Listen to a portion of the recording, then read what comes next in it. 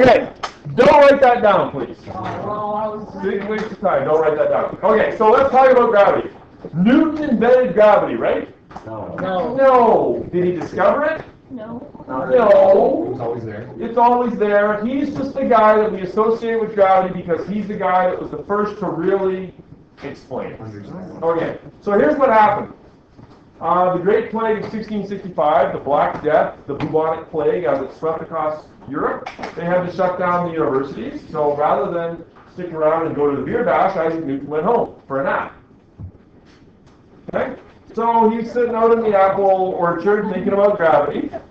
So didn't Apple actually fall in the No, they don't actually believe that happened. They think that probably what happened was he was sitting out there, and you know how you see the moon in the daytime and he watched it, and he kind of wondered, I wonder if what's doing that, because the moon sort of looks like it's falling. He said, I wonder if that's the same thing as the apple, right? So that's probably, the thing on the head is probably just a, urban head kind of. A century before him, a guy by the name of Johann Kepler developed laws to explain the motion of the planets. Now back then, they still believed that the Earth was at the center. So they actually had these crazy mathematical rules where if you watch Mars, if you're on Earth and you watch Mars, it sort of orbits like this, and it does this retrograde motion. I think I mentioned this way back when. Kind of thing. It does this sort of loop-de-loop thing, right? And this guy named Kepler came up with a formula, an algebraic formula for those crazy motions. Imagine the math involved with that without a computer or calculator, right? A little bit after that, a guy by the name of Copernicus said, you know what, let's put the sun at the center. It makes it a whole lot simpler. Okay. So Newton wondered if the same force caused an apple to fall to the ground from a tree that actually moved the planets around the sun. Of course, he was right. That, of course, being gravity. Yeah, he was a pretty smart guy.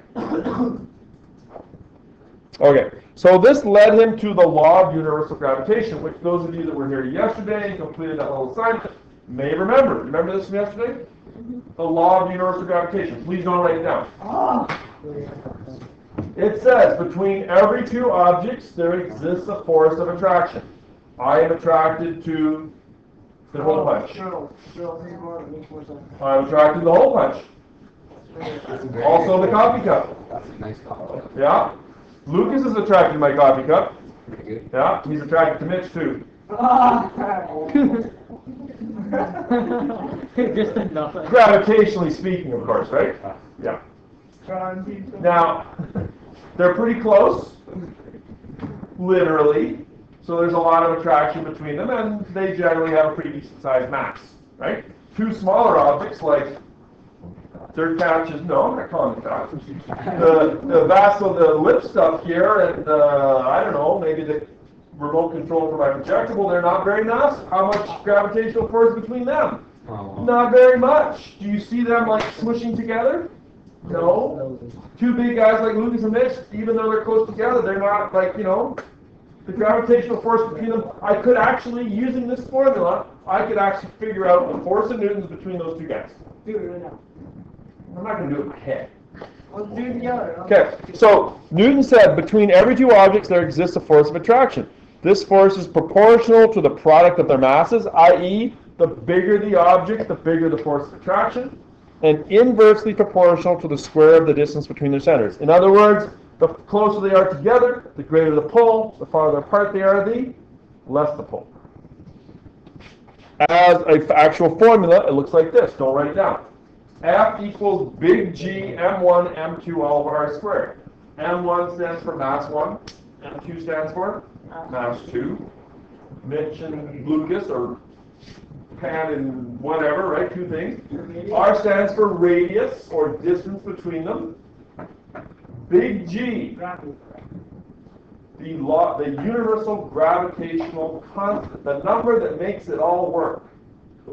6.67 times 10 to the minus 31. Don't write that down. Yeah, right? Just if I'm on Jeopardy and they said, well, universal gravitational constant, boom, I know it. If you don't know it, phone a friend, call me, I'll tell it to you. 6.67 times 10 to the minus 31.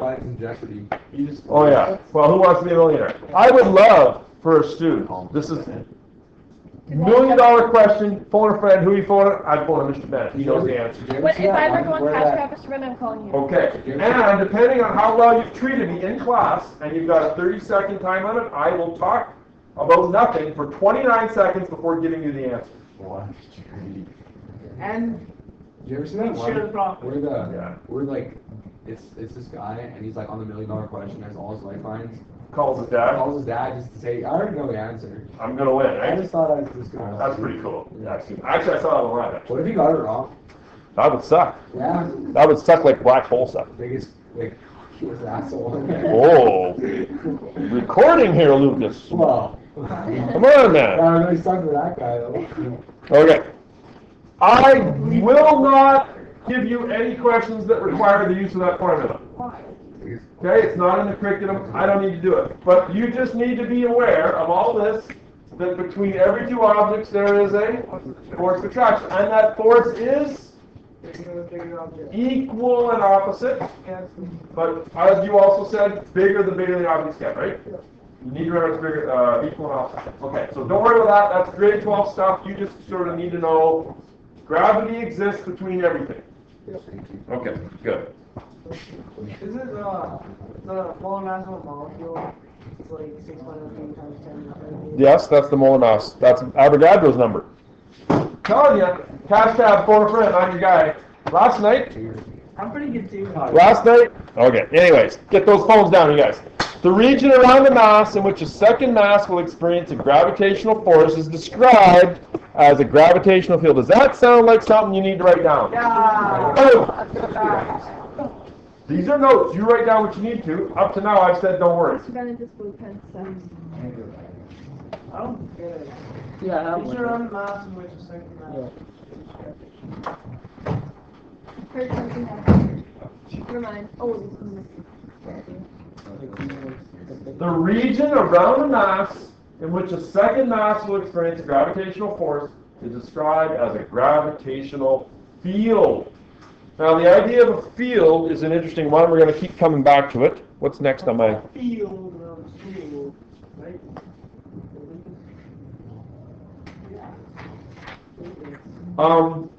You know, like when you watch the science fiction movies, you know, and they talk about force Can fields. we draw this out so that you can We're going to. I went to check. It's coming up. Okay. What is a force field? Well, in the movies, it's like a shield to deflect the laser beams or whatever, right? Yeah, basically. Yeah, Star Wars. Okay, yeah. But a force field actually does exist. You are all existing right now in a gravitational force field because the region around a mass, U, in which a region around a mass, the Earth, in which a second mass, U, will experience a gravitational force is described as a gravitational field. You are all sitting in the Earth's gravitational force field. And if you jumped up on the roof and you stepped out on the edge, you would experience it by force, crashing through the ground at 9.8 meters per second squared. The strength of the field at any place is defined as the gravitational force that a unit mass, 1 kilogram, would experience at place there. Technically, yes, you should. You need to be able to define, and said that in the outline, you need to be able to define quantitatively gravitational force field. So the strength of the field at any place is defined as the gravitational force.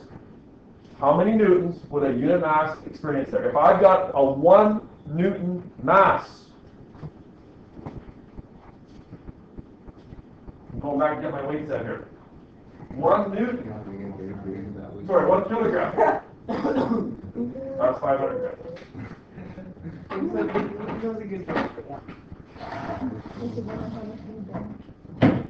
1 Newton.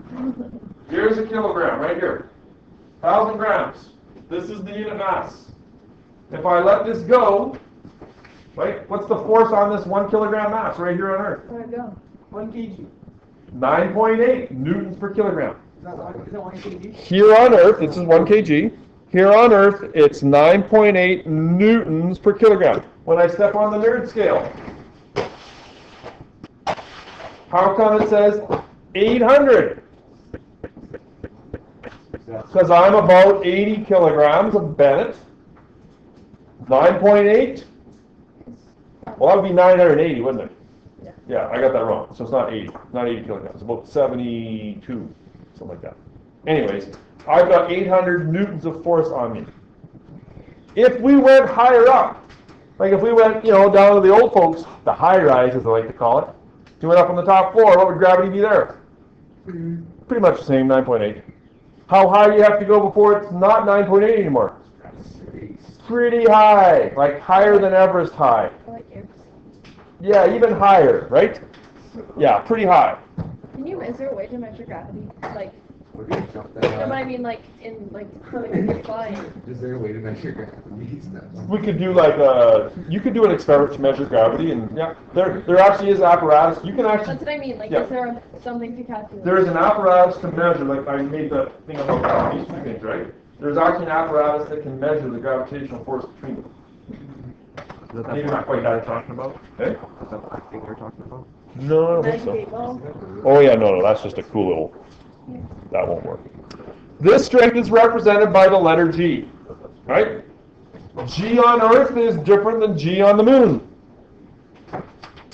When a gravitational field is drawn, and you have to be able to do that, it says so in the outline, the field lines are closer together where it is strong, and where it is weaker, they are further apart. And I will explain that with a picture right away. In fact, I'm going to do that right now. So back to the gravitational field here. When a gravitational field is drawn, the field lines are closer together where it is strong.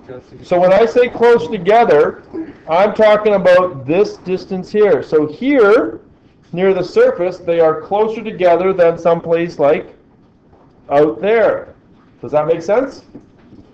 This, I'll call this D1 and I'll call this D2. The distance between the green arrows is much closer at the surface of the Earth than it is farther away. And as you get farther and farther away from Earth, the field lines get what? Farther and farther apart. Right? As you get farther away from large objects, the gravitational field decreases. Inverse squared, by the way. Twice as far, 1/4 of the gravitational field. Okay? So this idea... As you get farther away. As you get farther away, Yeah. the field gets less, right? The force field gets less. This idea of a field is pretty important in the next couple of units. Okay? Because... like, say, for example, I want to get a tennis ball. And let's say, for example, that I want to push it along the table. Well, for me to push it along the table, I need to actually go over and, touch it, right? I can't just kind of go, it's so cool, yeah, it's so cool. Jeez, I wish I could do that. You can't do that, right? But the Earth, does it need to touch it? You can push it sideways. I can see you go sideways. The Earth doesn't need to be touching it to pull it down.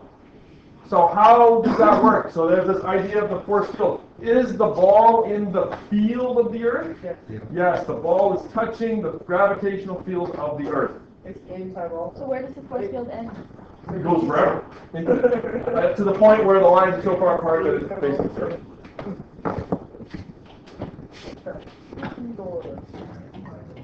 This diagram implies that gravity is weaker as you climb an altitude. And I alluded to that already, right? You go to the seniors high rise, gravity's less. You go to the top of Mount Everest, gravity's less. Not a lot. You got to go pretty high for it to be considerably less, right? Gravity's weaker as you climb an altitude. As you get farther away from the center of the Earth, gravity gets weaker. Now here's an idea. What if I told you to go and dig a big hole? Right? In the Earth. And then you stand in there in that hole. Like really, really, really, really, really, really, really, really, really deep.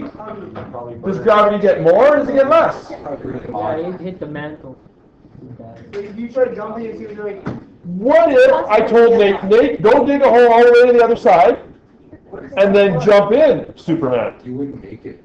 I will explain that another day. You wouldn't make it to impossible, the Mr. water. Well, it's purely theoretical. Mr. Bennett, When you get to the middle of the earth, it'd be too hot for you to keep digging. So don't go there. Don't go there. Okay.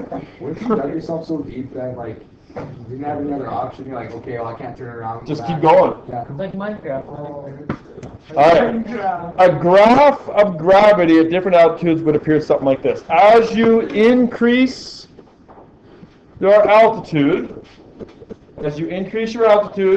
your gravity goes down. Okay? And like here on Earth, you could round it from 9.8 to 10. I should probably have 9.8 there, I guess. But as you go up in altitude, gravity goes down, right? Yeah. As you go up in altitude, gravity goes down. Gets less. I'm going to talk now about orbiting. And I've got about 13 minutes, okay? And I've got, let me just see here. That's fine. I think I have to at least get the next slide done, yes. I'm going to do one more slide and then that's it, because the ones after that is sort of on a different topic. So I'm going to finish this idea here and then we'll stop. Okay? Because orbiting is kind of a concept that I need you to understand. Okay? Don't write. When I get to the next slide, don't write, just listen, and then I'll explain, and then hopefully there'll be time for you to finish up jotting it down. Everyone got the graph, more or less? That graph right there. That one right there. Can I say about that, about the ISS station? Let me finish first here, because I want to make sure I get done. I've only got 12 minutes. Okay. Note that, don't write that down. Just pay attention. Notice that at an altitude of about 400 kilometers, right there, this graph goes a long ways up. 400 kilometers, gravity's at about 9.5 newtons per kilogram. Aren't space shuttle astronauts, aren't they weightless? You've seen the video, aren't they up there floating around, you know, You still have weight. doing wacky things? They still have weight, but it's gravity, isn't it? But they're like literally floating up there. You had no weight. They're weightless. You had no weight. Because of the weight of the gravity on it, they weigh nothing. They have no weight, but they There's do. no They air. still have mass. Are the astronauts on the space shuttle, they don't make the space shuttle anymore, but regardless of that, or in the ISS, they're floating around up there, so what's holding that space shuttle in orbit? Gravity. So how can they just be, how can the There's no air pressure. inside, there's got to be air pressure inside for them to live. And we already know that gravity exists in a vacuum, so what's going on? Gravity's holding the space shuttle in orbit. The astronauts are floating around up there, messing around with their water molecules and stuff. They're actually falling. Nate, sing it for us. What? Sing it, come on. Can't say it.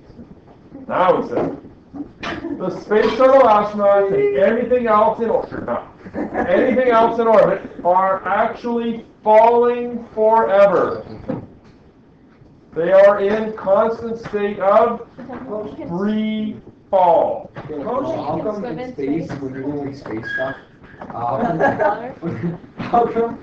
come they're not falling towards Earth? How come they're like... They are, Lucas. They're not. They are. It's moving fast enough that they don't. Oh! Oh.